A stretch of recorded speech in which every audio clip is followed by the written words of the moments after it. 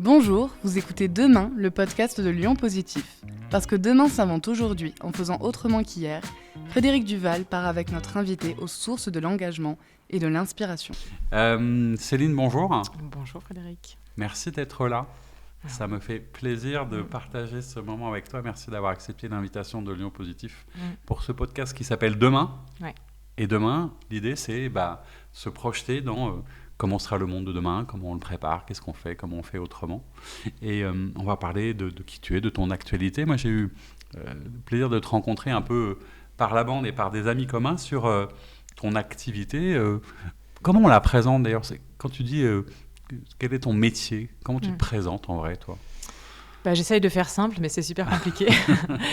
Mon métier, c'est de faire de l'innovation sociale. Donc, on a un peu créé ce métier parce que c'est un mix un peu hybride entre du design, comment on rentre en empathie avec les gens, qu'on comprend leurs besoins, et puis comment du coup on arrive à collaborer, coopérer. Donc on est vraiment dans ce mix-là pour créer des solutions qui visent l'inclusion. L'inclusion. Voilà, c'est notre sujet. Ça tombe bien parce que pour comprendre un petit peu, donc tu diriges une agence qui s'appelle Mangrove, tu nous en reparleras, puis on reviendra sur ton parcours, mais comme on est dans une forme d'actualité olympique, voire même para-olympique, puisqu'on enregistre cette émission dans cette période-là, ce qui est intéressant, c'est que tu as travaillé pour les Jeux Olympiques à Paris. Est-ce que tu peux nous raconter du coup ce que tu as fait, qu'on comprenne du coup concrètement ton activité? Oui. Alors c'est pas les Jeux Olympiques, c'est pour les aménageurs du village des athlètes. Donc ce village qui est à Saint-Ouen et qui accueille les athlètes pendant les compétitions. Donc demain, puisque c'est le sujet, ce sera un quartier de ville qui a été totalement créé pour les JO. Et donc on a travaillé sur cette phase d'héritage avec un groupement qui s'appelle Omniscience, qui était l'idée par Okinea. Et donc l'objectif, c'était de créer une signalétique multisensorielle inclusive. Donc c'est-à-dire comment on arrive à créer un parcours d'usage confortable pour quelqu'un qui connaît le quartier, qui ne le connaît pas, qui soit en situation de handicap ou pas, qu'on soit petit, grand, voilà. Donc on a travaillé sur le sol pour guider, sur les hauteurs, sur la question du toucher, puisque c'est multisensoriel, la question des couleurs, beaucoup de pictos, tout ce qui peut rendre finalement un parcours facile à vivre. Et en fait, on a travaillé pas pour enfermer les gens dans leur handicap, parce qu'on sait très bien que les gens ne sont pas que leur handicap, loin de là. On a travaillé sur des profils cognitifs et on a travaillé avec une méthode de sociologue qui s'appelle Juguet-Chevrier, qui ont déterminé 4 profils cognitifs. Donc moi je sais que je suis taupe, typiquement, donc c'est-à-dire qu'il me faut un GPS ou alors quelqu'un qui me parle, une assistance humaine. Voilà, je ne sais pas me diriger sur une carte. Une araignée, ça va plutôt être quelqu'un qui a besoin de beaucoup planifier ses déplacements. Donc les personnes malvoyantes, par essence, elles vont plutôt être de ce profil-là, parce qu'elles vont avoir besoin de prévoir leur déplacement, mais si elles connaissent le quartier, elles sont plutôt taupes aussi, quelque part. Il y a aussi le dauphin qui se dirige avec son environnement, et puis le renard qui est souvent malin et qui a quelques points de repère et qui se dirige à partir de ça. Et c'est intéressant parce que l'expérience d'usage des gens, elle sera différente suivant leur profil, à un instant T, suivant leurs envies, leurs besoins, leurs capacités. Et donc on a monté toute la signalétique qui est maintenant installé sur le village des athlètes. Et qui va rester, du coup. Et qui va rester, bien sûr, avec cette visée-là. Et ça a été testé à échelle 1. Donc, c'était un partenariat de R&D avec la Solidéo, la société d'aménagement du village des athlètes. Et voilà, une belle aventure concrète. Ça raconte un petit peu ce que tu fais, parce que tu parles d'innovation. Le terme qu'on emploie aussi parfois, ou que tu utilises, c'est celui de design thinking. Qu'est-ce que c'est pour toi le design thinking? C'est quoi? C'est penser les usages, c'est penser des solutions, c'est être concret. Parce qu'on a l'impression qu'en vrai, on devrait toujours partir en fait des besoins. Oui, alors c'est du design sociétal. On aime bien cette façon de faire, parce que dans le mot design, il y a vraiment cette première phase d'empathie, mais qui est une phase d'empathie souvent quand on est business orienté quelque part. On va chercher, on a une solution et on va valider pour voir si la personne en a besoin ou pas. Là, on part sans préjugés. On a vraiment des phases d'observation, sans interaction, ou alors des phases d'interview, et donc de compréhension aussi de l'environnement, de la sensorialité réalité de l'émotion aussi. On a vraiment cette dimension aussi émotionnelle qui peut avoir beaucoup d'importance pour des personnes qui sont en situation de stress ou de choses comme ça. Et donc cette phase d'empathie permet de créer des solutions qui répondent plus spécifiquement à des besoins. Et dans notre façon de penser, dans ce design sociétal, on se dit si on arrive à répondre à des besoins des minorités, donc des personnes qui peuvent avoir des besoins atypiques, qui sont en situation de handicap, si on répond à ces besoins spécifiques, on trouve des solutions pour la majorité.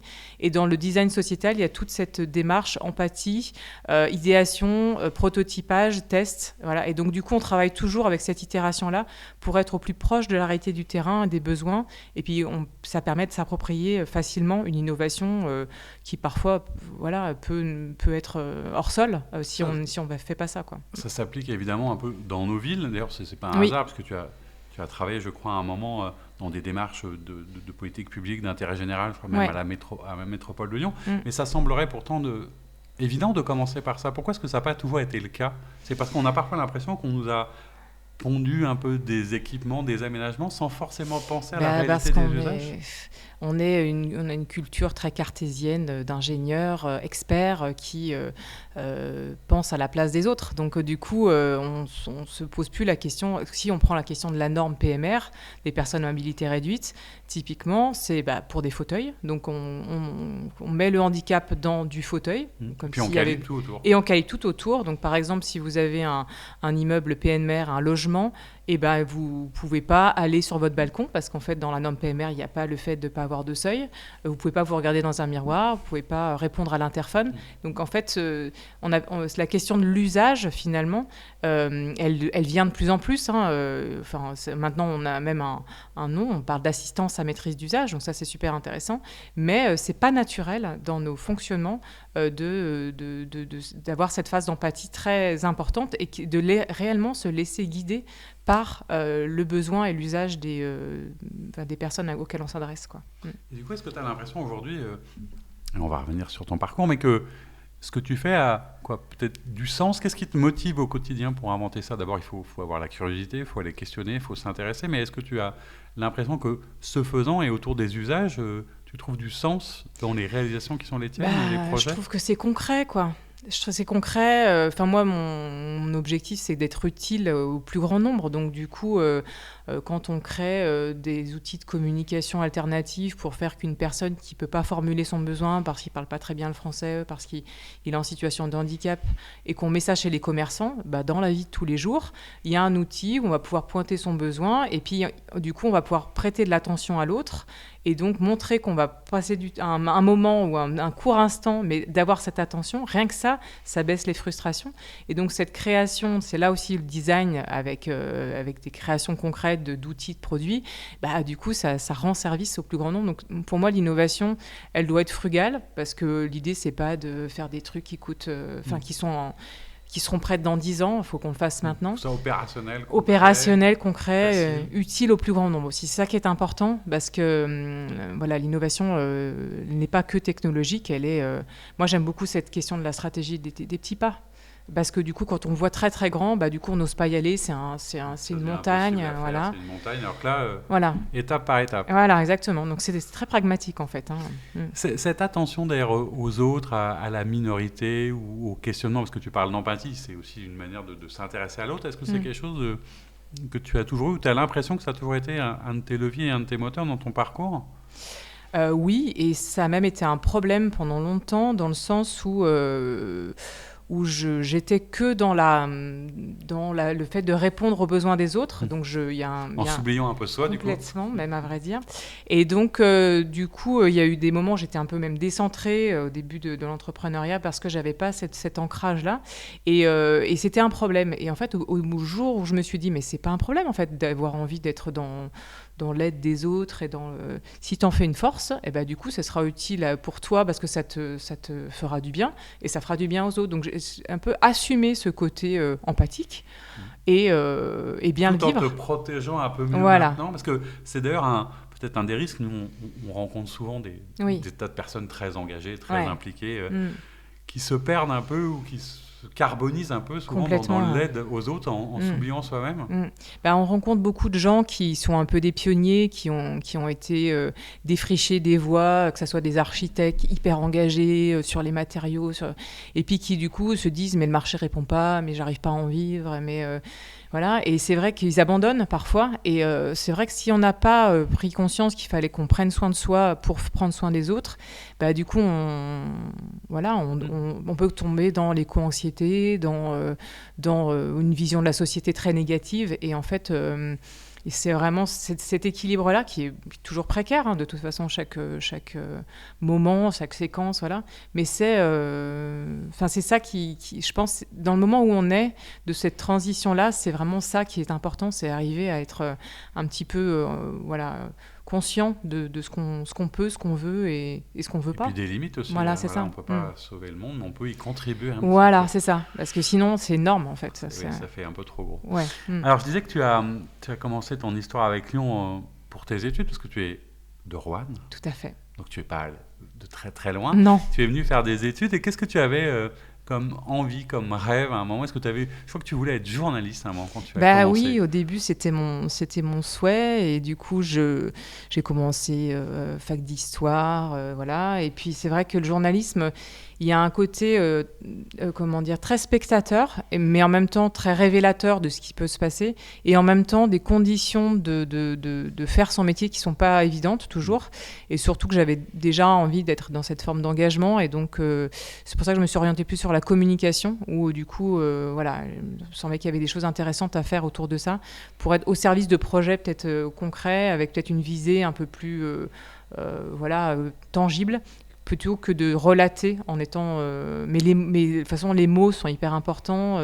Je reste avec cette flamme-là qui, au niveau de la manière de communiquer, qui est importante. Aujourd'hui, d'ailleurs, et c'est un peu ce que nous, on prône et ce qu'on défend, c'est que pour réussir les transitions qui sont nécessaires, il faut qu'on raconte des histoires, il faut qu'on fasse le récit de tout ça. Ouais. Il faut qu'on montre, il faut qu'on transmette, il faut qu'on partage cette notion de transmission de la connaissance aussi, ou partage de ce que tu connais, de ce que tu as appris. C'était aussi un levier important pour toi. Oui, je pense que de toute façon, tout peut se faire dans la coopération. Donc si on n'arrive pas à expliquer, à embarquer, à communiquer, du coup, on perd la force du collectif, quelque part. Donc ça, je pense que c'est primordial dans les défis dans lesquels on est en ce moment. Ouais. Alors, ta première expérience, je disais qu'elle a un lien avec l'intérêt général et presque le service public, puisque tu travailles à la métropole de Lyon. Qu'est-ce que tu faisais et pourquoi est-ce que tu arrives là et qu'est-ce que ça t'a appris du coup? J'ai même démarré dans les jeux vidéo pendant quelques années. Ensuite, j'ai travaillé dans la communication et ensuite, effectivement, la métropole de Lyon. On était à l'époque de l'attractivité de la métropole de Lyon. Et dans l'attractivité, il y a vraiment cette question de faire de la ville, de sa façon dont elle est organisée, des coopérations qui peuvent se faire sur le territoire, un territoire attractif. Donc, on était sur la Marconi-Lyon, à l'international. Donc, c'était très intéressant.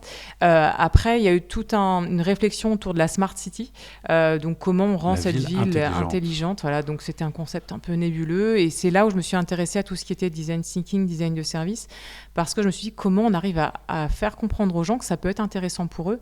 Alors il y avait le côté technologique, mais ça pouvait être aussi smart dans les relations, dans le lien social qui peut se créer. Donc c'est là où j'ai un peu basculé dans cette attention à dire tiens, le design thinking, qu'est-ce que ça peut apporter, le lien entre design, marketing, communication. Et donc c'est comme ça que j'ai quitté la métropole et que j'ai créé ma première entreprise. Voilà, et donc ensuite... Qu'est-ce qui t'amène, parce que c'est pas évident, quand tu es installé quelque part, quand tu te plais quelque part, pourquoi tout d'un coup, ça représentait quoi l'entreprise ou l'entrepreneuriat? C'était quoi? C'était une forme de liberté? C'était pour voir...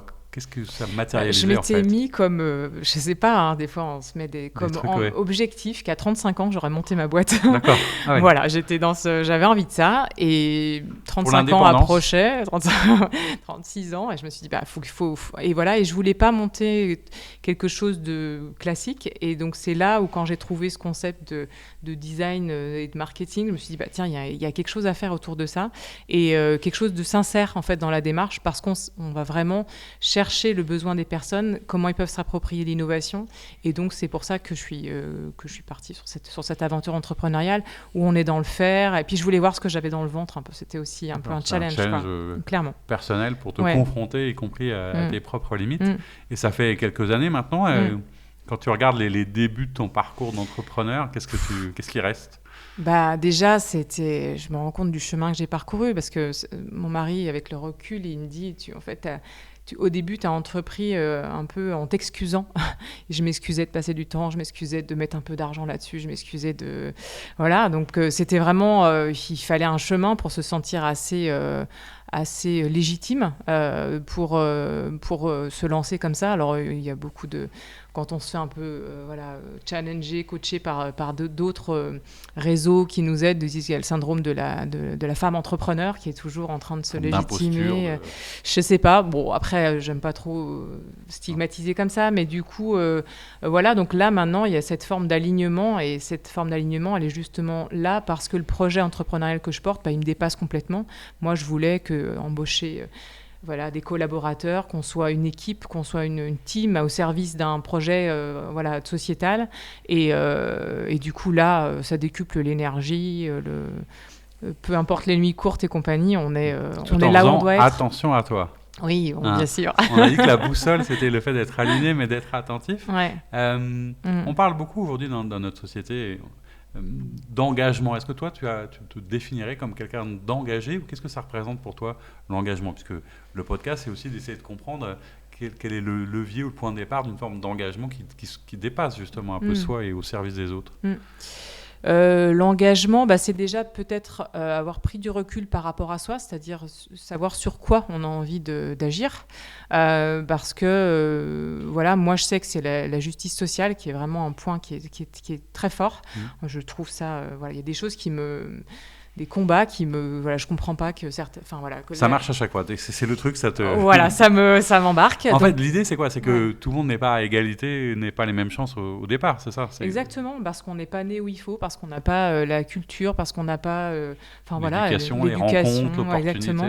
Et donc on est dans un monde de réseau, et donc du coup quand on n'est pas né avec au bon endroit, et on n'a pas vraiment les mêmes chances, et ça pour le coup c'est vraiment quelque chose sur lequel on peut avoir des leviers. Donc il faut, dans l'engagement, pour moi, il faut vraiment se poser déjà la question sur soi, c'est quoi, c'est un peu sa mission de vie quelque part, et une fois qu'on l'a trouvée, du coup c'est par les rencontres, par les actions que du coup on s'engage à faire des choses. Après, est-ce que je suis engagée ? Moi, je me considère comme quelqu'un d'engagé. Est-ce que j'engage ma société ? On prend des risques, on va sur des sujets qui ne sont pas toujours simples. On travaille par exemple pour la collectivité de Corse sur le repérage de la vulnérabilité des enfants de 0 à 6 ans. Donc on a des sujets qui sont durs parfois, sociétaux, et en même temps on n'est pas des travailleurs sociaux. Donc c'est vrai que c'est quelque part pour moi c'est la bonne place, parce que je pourrais pas être travailleuse sociale, c'est trop dur émotionnellement. Ouais, franchement c'est cette proximité quotidienne avec des problématiques, pour moi ça serait trop fort, et en même temps d'être là dans une forme d'arriver à faire collaborer des secteurs qui se connaissent pas trop dans une pluridisciplinarité. Du coup je suis vraiment dans cette maïeutique qui fait que les projets avancent et se font tout en étant un peu protégé de la dureté de la société parfois, quoi. Tout en ayant un impact sur ton territoire. Oui. Et comment est-ce que d'ailleurs tu mesures tout ça ? Comment est-ce qu'on sait que notre action, les projets que tu mènes, etc., servent à quelque chose ? Comment est-ce qu'on mesure son impact concrètement ? Parce qu'il y a forcément des moments de doute, d'interrogation. Est-ce que ce que je fais est utile ? Est-ce que ça sert ? Comment est-ce que tu réponds à ces questions-là, toi ? Alors, on s'est beaucoup posé ces questions-là parce que un exemple concret c'est vraiment la naissance d'un projet aussi concret, c'est qu'on a travaillé pour le musée des Confluences sur SOS Extinction, qui est une exposition sur l'extinction de la biodiversité pour les enfants, et il y a quelques années. Et donc nous, on était là pour observer les enfants en train de vivre la médiation, et donc améliorer s'il y avait plus de débats, si les enfants comprenaient. Donc on a vraiment travaillé là-dessus. Puis on est ressorti de là avec le musée et les équipes du musée en disant, mais en fait les enfants, c'est chouette, ils vivent ça, mais ils en retiennent quoi ? On ne sait pas. On ne sait pas. Est-ce qu'ils en parlent autour d'eux? Est-ce qu'ils voient la biodiversité différemment? Est-ce que c'est un point de bascule pour eux qui va faire que voilà. Et donc, c'est pour ça qu'on a commencé à travailler sur la question de comment on peut mesurer ce qui laisse trace dans l'expérience d'une personne. Ça peut être une action de formation, de sensibilisation. Et donc, on est en train de créer, on a fait un proof of concept qu'on est en train de tester on va vraiment le focaliser sur la formation. Du coup, je vis une formation, un moment qui me transforme un peu, et du coup, comment ça vient faire bouger mon schéma de pensée avant, pendant, après, pour du coup voir cette évolution et puis mesurer est-ce que les gens se sentent en capacité d'agir, est-ce qu'ils ont un niveau de stress qui fait que du coup c'est bloquant ou pas, et donc aller vraiment sur les compétences psychosociales, parce qu'on sait que ce qui bloque aujourd'hui, on sait qu'il faut tous qu'on change nos comportements, on le sait quand même de manière assez large, mais on n'y va pas. Oui, c'est-à-dire que la prise de conscience, qui est déjà pas simple, qui n'arrive pas forcément pour tout le monde, n'entraîne pas toujours un passage à l'action. À l'action, exactement. Et donc, on a besoin de l'objectiver, de le mesurer, ça. Et du coup, l'intelligence artificielle va nous permettre aussi d'aller chercher des signaux faibles qu'on n'aurait pas forcément vus sur des analyses humaines. Et donc, du coup, on va pouvoir... on est en train de créer cet outil qui s'appelle Point de vue, alors qui est un challenge, parce que c'est pas une question qui est simple. Mais voilà, on le fait avec des partenaires. Et ça, on croit beaucoup à la question d'objectiver cette mesure d'impact. Mais c'est une mesure d'impact sensible sur les personnes qui ont vécu les choses pour voir comment quel levier elles mettent en place ou pas. Alors, dans les leviers de ton engagement, tu parlais de la justice sociale ou de l'injustice sociale. La tension qu'on porte aux minorités, qui sont à la fois parce qu'on doit répondre à leurs besoins, mais aussi parce que c'est une solution pour la majorité. C'est aussi ça qui est intéressant. Ouais. Et quelle place aujourd'hui prend, tu parlais des transitions, on ne peut pas ne pas parler de tout ce qui est transition climatique, d'urgence climatique de la planète. Quelle place prend aujourd'hui cette transition écologique ou cette prise de conscience d'un souci avec notre Terre, en fait, ça remonte à quand? Ça remonte... alors, je me considérais comme...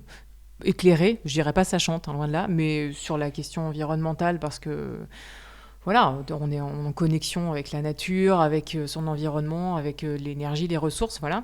Mais donc je me suis embarquée dans la Convention des entreprises pour le climat. C'est une amie très chère qui m'a dit: tu vas voir, ça va te plaire, ça va t'embarquer. Donc, souvent, quand je fais des trucs, je regarde pas les petites lignes, donc j'avais pas tout vu de ce que j'allais dire. Tu fais un peu quoi, ton intuition, mon intuition, je fais confiance aux gens qui me connaissent bien. Donc, je me suis embarquée dans la Convention des entreprises pour le climat avec un collaborateur. Et c'est ça aussi qui est la force aussi de cette convention. Et donc, on a participé à, sur plusieurs mois, sur une année, on avait, je crois, c'est 8 ou 10 sessions de 1 à 2 jours pour écrire notre feuille de route régénérative. Un programme, quand même. Tout un programme. Je n'avais pas trop compris ce que c'était que cette histoire de feuille de route régénérative. En fait, c'est comment, du coup, on prend conscience du moment de l'état de la planète, très clairement, des limites planétaires qui sont dépassées. Et comment, du coup, on intègre ça dans notre entreprise pour faire un pivot stratégique pour, du coup, intégrer la notion du vivant dans nos feuilles de route stratégiques.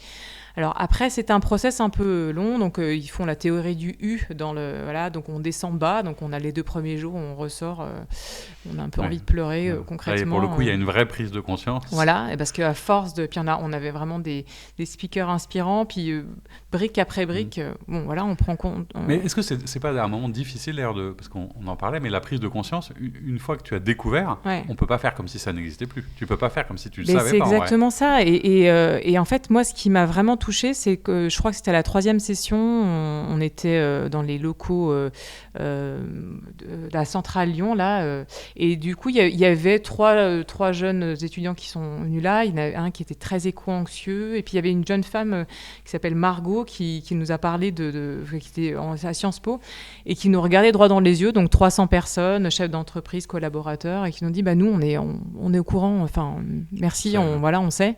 Et le temps qu'on arrive à des postes à responsabilité, en fait, ce sera presque trop tard. Donc, c'est à vous de jouer. Donc on était là en face, une espèce de silence. Voilà. Et ça, moi, je me suis dit, OK, je peux plus faire semblant, c'est ce que tu dis là à l'instant. Je peux plus faire semblant, c'est ancré, et donc du coup maintenant c'est comment on passe d'une vision qui, nous on fait de l'innovation sociale, donc qui est centrée sur l'humain, et du coup comment on ouvre finalement notre feuille de route, et comment on est nos actions concrètes pour intégrer la notion du vivant, donc de faire par et pour le vivant intégrant les hommes et les femmes, puisque du coup on fait partie de ce vivant, mais ça veut dire concrètement, on travaille sur des concertations. Quand on va demander l'avis à des habitants d'un quartier sur, du coup, si on fait un parc sportif avec tel ou tel usage, est-ce que ça vous plairait ? Et qu'on leur pose la question, mais du coup, la décision que vous prenez, du coup, quel impact ça a sur, par exemple, la biodiversité ? Donc là, rien que déjà de remettre en perspective l'impact de l'humain sur la biodiversité, sur les ressources en eau, sur le sol, tout ça, du coup, déjà, les gens vont prendre peut-être des positions différentes. Et donc, du coup, de réintégrer cette notion de remettre l'homme à sa juste place sur l'écosystème Terre. Ça, je me fais toujours un peu marrer de dire ça, mais c'est très, très clair. Hein. On a tellement tout façonné qu'au bout d'un moment, la Terre elle n'est pas à notre service, quoi. On a complètement inversé le paradigme, c'est assez fou. Et donc, de poser la question différemment, en concertation, dans des boards d'entreprise où on peut prendre des décisions, d'intégrer cette notion du vivant, ça c'est du coup notre feuille de route telle qu'on l'a faite. Est-ce qu'il n'y a pas parfois, parce que je t'entends beaucoup parler de collaboratif, et c'est vrai que sur le papier c'est intéressant et important de demander l'avis des gens, est-ce que ça n'a pas été, j'allais dire, un peu délaissé ? Je vois dans la vie publique ou politique, c'est souvent on demande leur avis, puis en fait on ne tient pas compte de l'avis des gens. Comment est-ce qu'on lutte contre ces freins ? Est-ce que les gens n'ont pas un peu marre parfois d'être sollicités et pas toujours écoutés ? Comment est-ce qu'on peut avancer pour que ce soit moins moi difficile ? je pense qu'il y a... on travaille avec plusieurs organisations publiques. Il y a quand même une forme de sincérité maintenant de plus en plus, parce qu'en fait, la démocratie, elle est complexe, parce que maintenant, ceux qui sont au pouvoir, ils sont élus à un pourcentage qui est quand même infime de la population, puisque les gens ne se déplacent plus beaucoup pour aller voter. Et donc, du coup, ils ont des oppositions qui sont très fortes. Donc, s'ils n'écoutent pas, en fait, du coup, ils sont dans la possibilité de faire un plan d'action. Donc, du coup, il y a plus de sincérité, je trouve, dans l'écoute et dans l'intégration dans les projets, en tout cas sur les sujets sur lesquels on travaille. On n'a pas l'impression de faire des faux-nez de démocratie participative. Il y a vraiment cette envie de faire ensemble, et je trouve que c'est plutôt rassurant. Ça va dans le bon sens. Ouais, franchement. Au quotidien, dans ton expérience, c'est plutôt rassurant. Oui. Où est-ce que tu trouves ton inspiration ? Parce qu'on parlait de l'engagement, de la motivation, des prises de conscience. Ouais. Qu'est-ce qui, toi, comme entrepreneur, quelque part, tout d'un coup te dit, tiens, là, où est-ce que je retrouve de l'énergie quand j'en ai moins ? Où est-ce que je retrouve de l'envie quand j'en ai plus ? Qu'est-ce qui peut t'inspirer ? Parce qu'une des idées, c'est aussi de rencontrer des gens qui peuvent être inspirants. D'ailleurs, est-ce que toi, tu as l'impression parfois d'être inspirante ou de pouvoir inspirer des gens ? Alors, d'être inspirante, je sais pas, c'est un peu... Tu le dirais pas comme ça, mais... Après, je sais que je parle avec le cœur et que ça touche certaines personnes. Après, en tout cas, on est engagé, donc on véhicule des choses. Mais moi, ce qui m'inspire...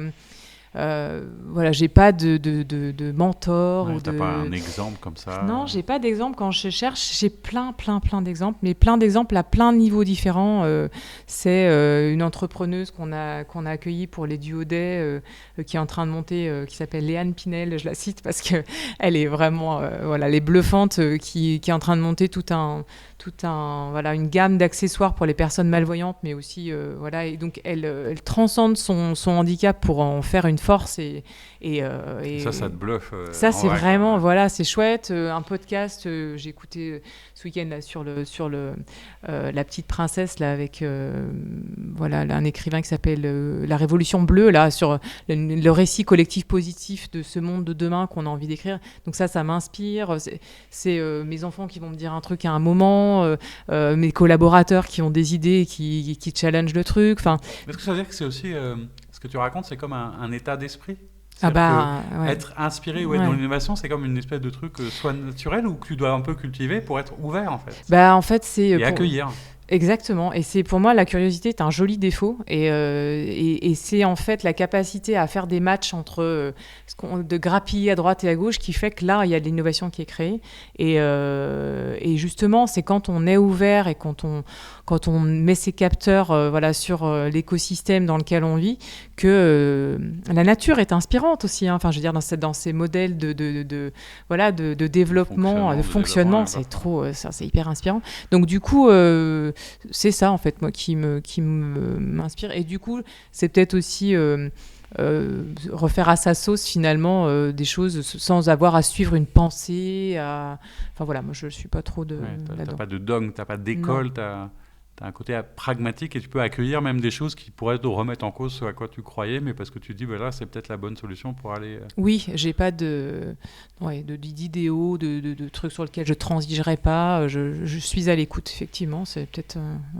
une façon de faire. Et à l'écoute d'ailleurs, y compris dans ta structure. Alors, qui s'appelle Mangrove, sans E.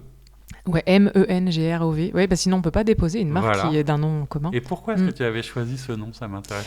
Eh bien, justement, on trouvait que, parce qu'on était 3 au début à imaginer ce nom, que du coup, la mangrove, c'est un écosystème riche et fragile à la fois, et qu'on sait que ça permet de garder les côtes. Puis en même temps, il y a une vie qui est absolument dingue. Et donc, la mangrove est vraiment la belle allégorie, finalement, à ces coopérations qu'il faut chérir et puis vraiment protéger pour arriver à faire un écosystème dans lequel on peut s'épanouir et créer des belles choses. Donc la mangrove. Donc ça raconte à la fois l'histoire et puis tu la mets en œuvre au quotidien et concrètement, puisque tes bureaux, ton espace de travail, c'est un lieu un petit peu atypique et particulier qui s'appelle la serre urbaine. La serre urbaine, Qu'est-ce que c'est que cette histoire de serre urbaine ? Après, quand on a un peu grandi, donc on est 10 personnes, on a la moitié de l'équipe qui fait du design, l'autre moitié de l'équipe qui fait de la stratégie et de la gouvernance. On s'est dit, on ne va pas faire juste des bureaux pour nous, on va créer un lieu qui nous ressemble, donc plus grand que nous, pour du coup pouvoir mettre en avant les makers de l'inclusion, parce qu'il y en a plein de gens qui font des trucs super, et le problème avec ce sujet de l'inclusion, c'est qu'on fait beaucoup de prototypes, on fait des petits trucs à droite à gauche, on a des petits budgets pour faire des petites choses, et là on se dit il faut passer à l'échelle, il faut que ça soit dans les mains du plus grand nombre, donc il faut avoir un lieu pour montrer et pour faire venir des gens, pour dire aux promoteurs immobiliers, aux architectes, aux aménageurs, regardez, vous pouvez construire la ville, des logements conçus comme ça, pour que ça soit le plus accessible au plus grand nombre, vous pouvez faire des signalétiques, vous pouvez faire des outils de communication alternative, et donc du coup l'idée c'est d'avoir un lieu un peu démonstrateur qui accueille aussi des choses que nous on n'a pas fait, parce qu'il y a plein de gens qui font des choses très chouettes, et qu'on peut faire des ateliers, des formations. Voilà, donc, il y a un petit côté open source, c'est que tu mets aussi à disposition. Ah oui, complètement. Tu crois beaucoup, plus on partage, plus on diffuse, plus en fait ça influe. Ouais, tu traduis très bien. Enfin, moi j'aime bien dire que l'abondance amène l'abondance. Alors derrière on me dit mettez une association. Non. J'ai une entreprise ce que j'aime aussi faire, c'est de montrer qu'avec les codes du capitalisme, répondre à un marché, faire payer les gens, gagner de l'argent, exactement. Etc. On peut monter des entreprises à but social qui ont du sens et qui arrivent tout à fait à bien vivre. J'ose dire, et je trouve qu'il y a un marché sur la question de l'inclusion, et si c'est un marché, et si on joue avec les codes du capitalisme pour faire du bien commun, du coup on va pouvoir peut-être bouger un peu la société, quoi. Est-ce que ça ne correspond pas d'ailleurs un peu à la définition de ces fameuses entreprises à mission là, qu'on voit éclore un peu partout ? Est-ce que tu penses que c'est une bonne chose d'ailleurs ? Est-ce que toi tu as vocation à le devenir ? On l'est en fait depuis le juin 2022. Et après, c'est vrai qu'en interne, les collaborateurs me disaient mais on est déjà fait de l'innovation sociale, à quoi ça sert d'être entreprise à mission ? Est-ce que c'est pas juste de la com ? Non, c'est pas juste de la com, parce qu'il y a vraiment, là on vient d'être audité, donc faut un peu prouver que la raison d'être. Il n'y a pas que le discours, et derrière il y a le plan d'action. Donc nous, notre raison d'être, c'est de façonner des environnements valorisant la force des singularités. Donc c'est un peu compliqué, mais c'est très clair dans ce qu'on veut dire. Et donc derrière, on a tout un plan d'action qu'on met en place, que ça soit pour des actions pour nous en interne, avec nos parties prenantes. Et ce qui nous ont fait comme retour, c'est qu'on avait déjà des moyens qu'on engageait pour répondre à notre raison d'être qui étaient très importants par rapport à la taille de notre entreprise, et puis qu'on avait une capacité d'influence, parce que comme on conseille du coup d'autres entreprises ou collectivités ou associations, du coup on arrive à influer du coup cette mise en action de la raison d'être plus largement que nous, et ça du coup j'ai trouvé ça plutôt valorisant. Après, concrètement, on est entreprise à mission, on se développe, on cherche à faire des nouvelles choses, on va chercher de l'argent auprès de banques et on a des partenaires, alors pas tous, je ne mets pas tout le monde dans le même, mais on a des partenaires bancaires, on a beau montrer qu'on est entreprise à mission, qu'on fait des choses d'intérêt général, il n'y a que le bilan et ce qui reste à la fin qui compte, il n'y a aucun... franchement, là-dessus, je suis assez remontée pour le coup, parce que... C'est-à-dire que les efforts ne sont pas toujours récompensés. Mais non. Parce que du coup, ce monde du capitalisme que je dis où il faut jouer avec les codes, des fois il faut avoir une autre grille de lecture de temps en temps et voilà. Et on n'en est pas encore là. La finance verte, c'est pas encore tout à fait. Non, après il faut s'adresser aux bons acteurs et quand ces bons acteurs-là le comprennent, du coup voilà. Mais du coup c'est encore un peu petit, je trouve. Comment tu te projettes demain pour le coup ? Comment est-ce que tu imagines à la fois le développement de ta structure, mais aussi comment tu vois cette planète changer ? Est-ce qu'on va réussir à faire ce qu'il faut faire ? Est-ce que tu es résolument optimiste ? J'ai très peur. J'ai très peur parce que du coup, on est dans un monde de tensions sociales. Je trouve que là, ce que je veux dire, c'est que la parenthèse de l'été avec les JO où les médias se sont mis en pause pour arrêter de relater toutes les catastrophes. Voilà. Et là, ça reprend direct, là, boum. En fait, on se rend compte qu'on est complètement manipulé déjà dans notre perception du monde et ça, c'est vraiment flippant. Mais en même temps, il y a un mouvement qui est très fort, qui est en train de s'engager et je suis optimiste parce qu'en fait, c'est dans ces coopérations, les petits avec les gros, ceux qui ont compris, ceux qui ont envie, mais il faut que le mouvement il soit beaucoup plus large que ça pour qu'on arrive à transformer. Il faut qu'on aille chercher ceux qui sont un peu les oubliés de la démocratie, de la République, je ne sais pas comment on appelle ça, parce qu'ils pensent que leur avis compte pas, mais en fait, eux, si collectivement on s'y met tous ensemble, on peut vraiment changer nos manières de consommer, nos manières de se déplacer, nos manières de faire du lien social et pour arriver à faire ce récit collectif qui fasse que on change vraiment la donne, quoi. Ouais. Voilà. mais c'est vrai. Ouais. Et parmi une dernière question pour se projeter justement dans demain, tu disais qu'il y avait plein de sources d'inspiration. Si tu devais nous donner le nom d'une personne qu'on pourrait inviter à ce micro, que tu aimes bien, qui fait des choses intéressantes sur le territoire, que tu auras envie, toi, d'entendre et d'écouter, est-ce qu'il y a quelqu'un à qui tu penses comme ça sans trop vous l'avez invité il n'y a pas très longtemps, c'est Malo Lopez, que je trouve absolument génial dans toute sa scénographie et ce qu'elle fait avec l'équipe des comédiens professionnels d'Insolite Fabrique. Je sais pas, des gens qui sont dans le faire, des gens qui sont... si, il y a quelqu'un d'intéressant qui a une histoire de vie complètement dingue, qui s'appelle Lorraine Ferrandez, qui a des enfants qui ont des troubles autistiques et du coup, elle a modifié tout son environnement, toute sa vie. Elle a la question de la sensorialité qui est très forte, c'est-à-dire comment... du coup, adapter aussi bien dans ses interactions que dans son environnement les choses pour que du coup on soit dans un accueil finalement de la différence et elle a vraiment tout un discours et c'est ancré dans ce qu'elle peut faire. Donc voilà, ça peut être quelqu'un qui est très on l'invitera de ta part. Voilà, exactement. Un grand merci Céline d'être venue à notre micro. Merci beaucoup. C'est chouette de découvrir ce que tu fais. Merci. Et puis, on suivra avec attention tout ton parcours. Merci. À bientôt. À bientôt.